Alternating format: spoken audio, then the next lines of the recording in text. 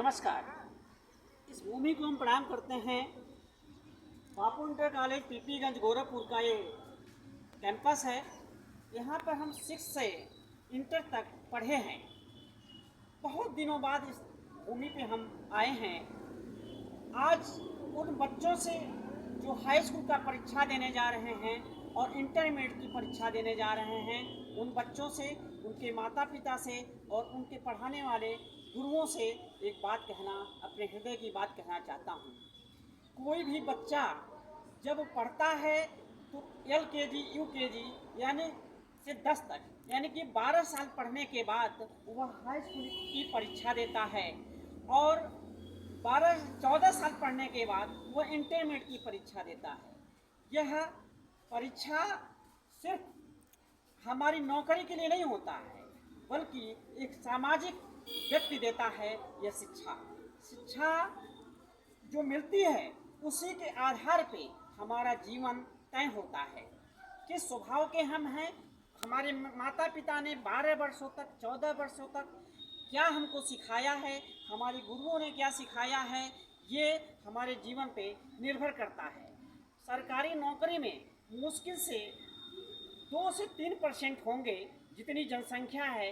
बाकी 97 या 95% जनसंख्या प्राइवेट पे ही निर्भर करती है, चाहे वो बिजनेस हो, खेती हो या कोई भी क्षेत्र हो। तो सरकारी नौकरी के लिए ही वैसे तो सभी विद्यार्थी पढ़ते हैं, लेकिन सरकारी नौकरी से हम लोग पूरा नहीं पाते, एक प्राइवेट पे ही निर्भर करते हैं। तो ये तब हम अच्छा कर पाते हैं जब हम एक संस्कारवान पढ़ेंगे और संस्कारवान बनेंगे, तभी होता है। और यह निर्भर हमारे माता पिता, हमारे गुरुओं पे और हम उनका आदर करते हुए करते हैं।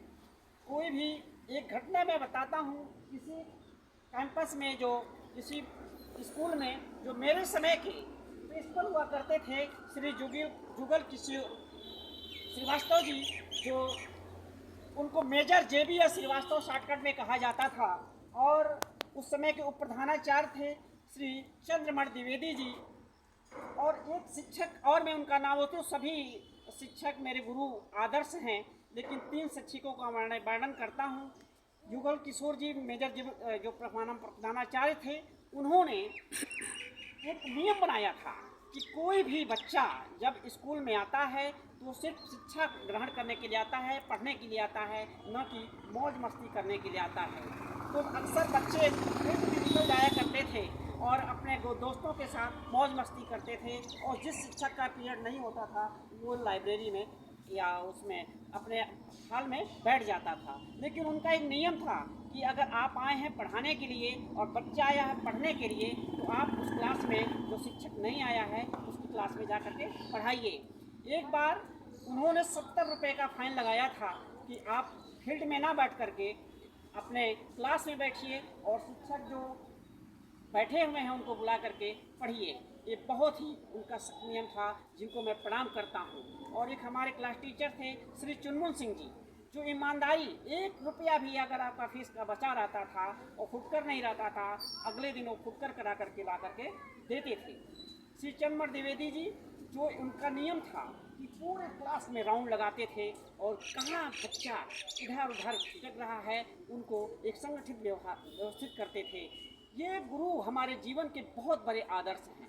मैं सरकारी नौकरी तो करते करते रह गया, नहीं पा पाया, लेकिन अपने प्राइवेट ज़िंदगी में, जो प्राइवेट में काम कर रहा हूँ, स्वयं का व्यवसाय कर रहा हूँ, बहुत खुश हूँ। इन गुरुओं ने मुझे ऐसी शिक्षा दी। आप बोर्ड का एग्ज़ाम देने जा रहे हैं, खूब लगन से पढ़िए। ये दोबारा इस स्कूल में आप नहीं आएंगे तो बड़ी मुश्किल से आएंगे, किसी काम से आएंगे। वो माता पिता भी नहीं आएंगे जो बच्चों को पढ़ाते हैं, और वो गुरु भी, उनको मौका नहीं मिलेगा कि फिर मैं उस विद्यार्थी को, उस बच्चे को कुछ ऐसा एक्स्ट्रा पढ़ा सकूं। तो आप, उन गुरुओं से निवेदन है, उन माता पिता से निवेदन है, उन बच्चों से भी निवेदन है कि अपने समय को यूं ही व्यर्थ न गंवाएं। जहाँ तक हो सके अपनी पूरी एनर्जी, अपनी पूरी ताकत, युद्ध की तरह, जिस तरह से युद्ध लड़ा जाता है और पूरी शक्ति लगाया जाता है, तो पूरी शक्ति लगाइए और निराश मत होइए। फेल होना या बहुत कम अंक पाना आपका जीवन नहीं निर्भर करता है। निर्भर करता है कि आप अपनी ईमानदारी से अपने कर्तव्य पे चलते रहिए और उसको निभाते रहिए। धन्यवाद।